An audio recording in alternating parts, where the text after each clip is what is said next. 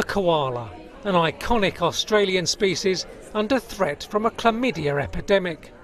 Left untreated, the bacterial disease causes blindness, infertility and even death.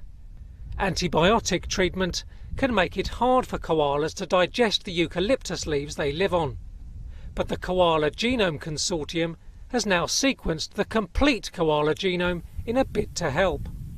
We sequenced the genome so that we could use it for conservation. And once the genome has been sequenced, you can use it for all sorts of applications. So we can not only understand the diversity of the populations which we need to maintain for conservation, but also understand the genes of each individual koala and how they respond to disease. Perhaps even individual koalas have different tree preferences, and that might be reflected in their genome. The applications are almost endless. Wildlife groups estimate there are between 80 and 180,000 koalas in Australia. They were classed as a vulnerable species in 2012. We're in a great position now to be developing better vaccines to treat them.